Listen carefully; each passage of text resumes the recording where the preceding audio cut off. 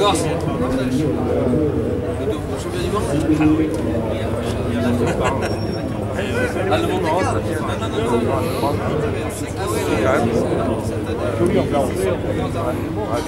Allez, Eric. Quand on avait fait le... Regarde. Allez, hop. Mais parce qu'il faut que l'Ardèche et la Drôme se mettent un petit peu ensemble. Il faut se rendre compte. Merci bien.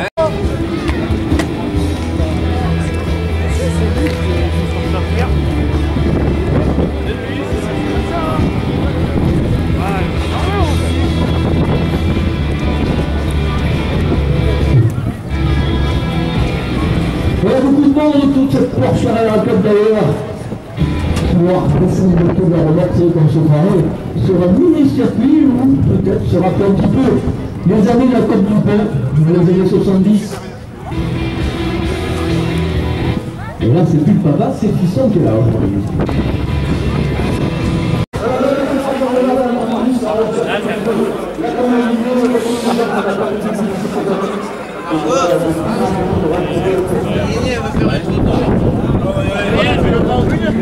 J'ai fait la photo.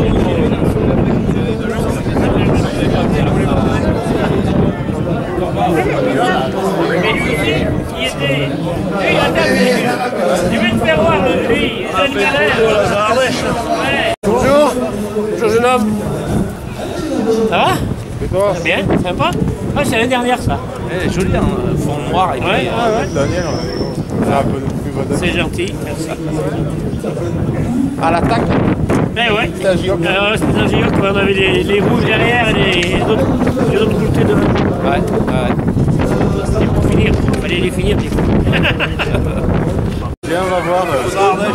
Ah, ils font une photo là, mais peut-être tout à l'heure on aura droit à un livre peut-être. Pour revenir à la maison.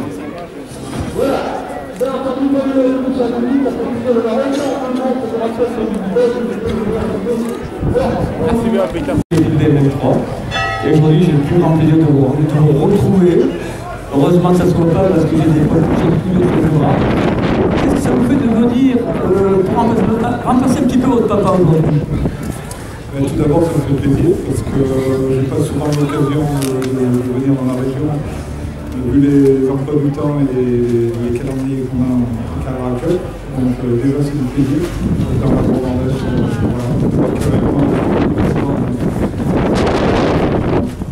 et puis de voir tout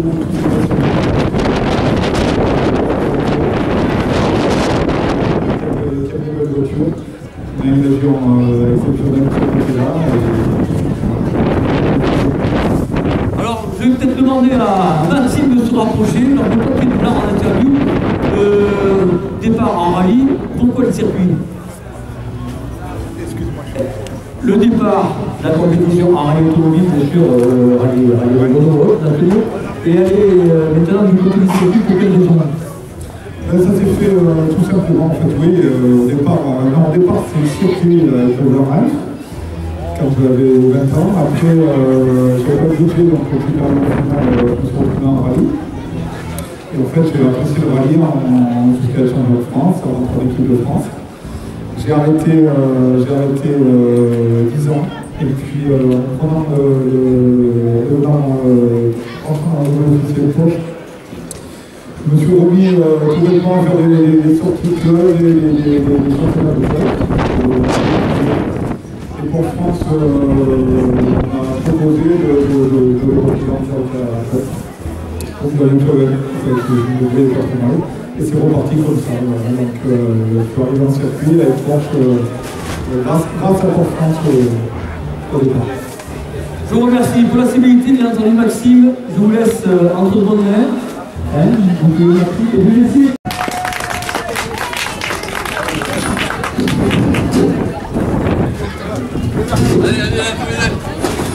Les deux garçons se connaissent très bien depuis très longtemps.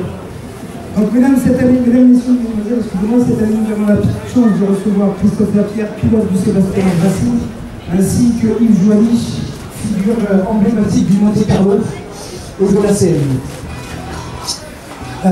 On va commencer par Christophe. Christophe, vous êtes Drômois, vous êtes Montélimar natif, vous êtes PDG de la place pour automobile, le centre Porsche à Montélimar. Vous êtes pilote du Sébastien Loeb Racing. Vous avez été, comme vous venez de l'expliquer, rallyman. Et puis, avec les années, vous êtes venu dans le circuit. Je vais parler un petit peu de votre palmarès parce qu'il est quand même assez conséquent. Vous avez été donc champion de France des rallyes nationaux en 92. Vous avez fait partie de l'équipe de France des rallyes en 93. Vous avez arrêté pour raison professionnelle. Puis, vous êtes revenu comme une pistard sur circuit en 2008, avec, comme vous le disiez, et à la demande de Porsche France. Vous avez été d'entrée de jeu champion de Porsche Cayman Cup avec 7 victoires en 2008. L'année d'après, en 2009, vous êtes champion de Porsche 911 Motorsport avec 7 victoires également. En 2010, vous changez de catégorie, vous passez en Carrera Cup France 3. Et là, vous remportez 3 victoires et vous êtes 3e du championnat. En 2011, vice-champion du championnat Porsche Carrera Cup avec 6 victoires du groupe Bouet, dont la Carrera Cup à Nivelles. Et ensuite, l'apothéose avec 2012 et 2013, où vous êtes champion Carrera Cup avec 9 victoires en 2012, 4 en 2013. Et malheureusement, en 2014, tout le monde espérait que vous arriviez à faire la base de 3. Et non, on va dire à cause d'une fatigue qui vous a fait sortir. C'est dommage parce que la passe de 3 va être faite. Comment, au début, vous avez été déjà dans le football.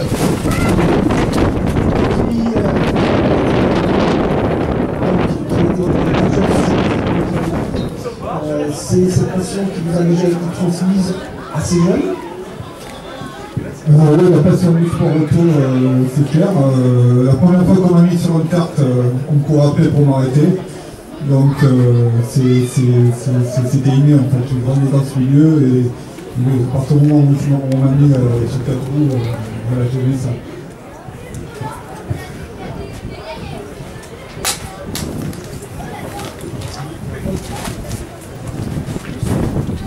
Donc voilà, vous avez évolué depuis votre plus jeune âge au milieu du sport professionnel.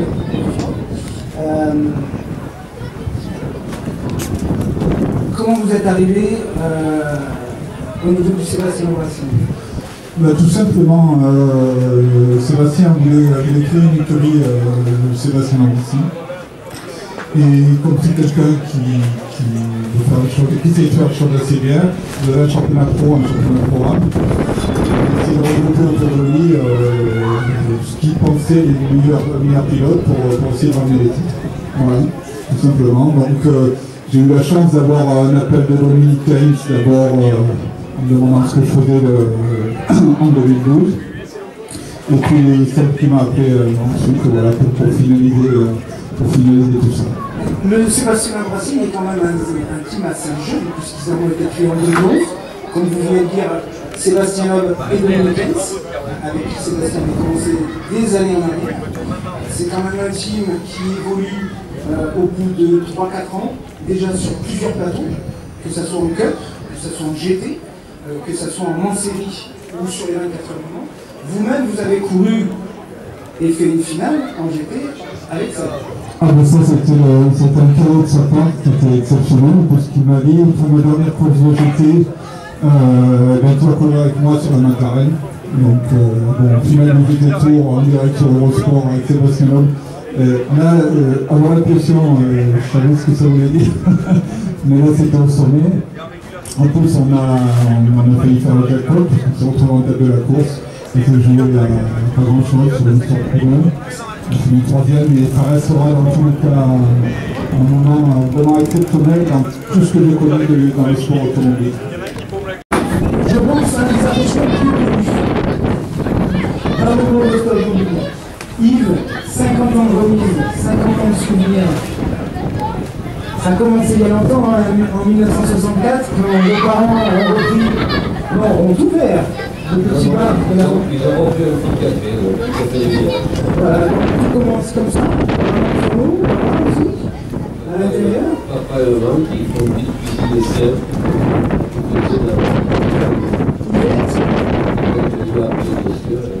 Voilà, tout commence comme ça. l'inauguration un jour on fera. Oui, c'est par rapport à tout ça, c'est l'histoire de Il dit de l'école son fils. Il dit de l'école son fils. Des grands moments à la remise, ça a été passionnés qui sont venus chez vous, beaucoup de pilotes. La liste est tellement longue. Un soir, un certain monsieur Jean-Claude lui a poussé la porte. Il est venu chercher le gîte et le couvert et il a trouvé des amis et une famille et ça ne s'est jamais arrêté. Vous avez fait combien de Monte-Carlo à ce côté, je fais de Monte-Carlo. Voilà. Et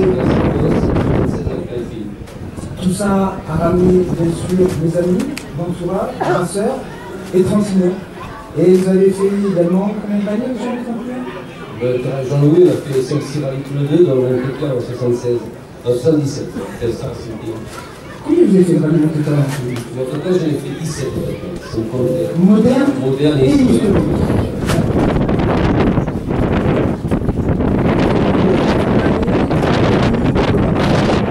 Il y a eu vos copains journalistes, il y a eu vos copains pilotes, il y a eu votre amant toujours le Monte-Carlo et la CM.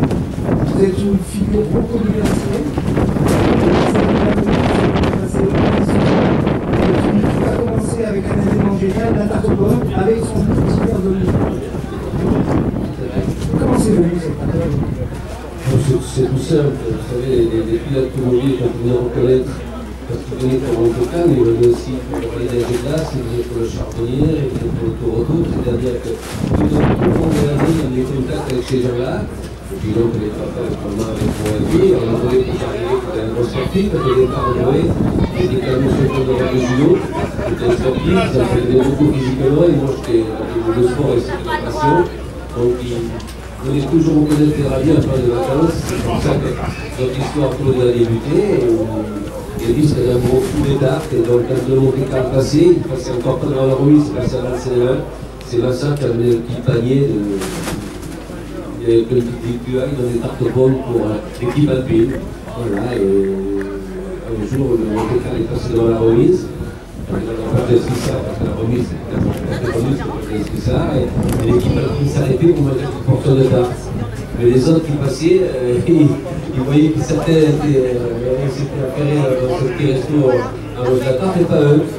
Voilà, et puis de fil à l'aiguille, on s'est dit pourquoi pas ne pas donner la tarte au fond à tout le monde. Et puis après, ça a été l'organisation après avec beaucoup de monde. Après, tous les médias étaient devant la porte parce que l'avantage qu'il y a eu, la coïncidence qu'il y a eu, c'était que la remise a été deux grandes épreuves spéciales, le monument de Craig et le Boursier. La remise n'avait pas été placée à cet endroit-là stratégique. La remise n'existe pas aujourd'hui. Et en plus, sortir de l'épreuve spéciale et 800 mètres après, c'était devant la remise. Donc il y avait des commentaires à chaud qui étaient parfois étaient chauds. Voilà, et c'est comme ça que c'était pas l'histoire. Et perdu au championnat de poids, la tarte aux pommes est devenue mythique, elle est devenue l'institution.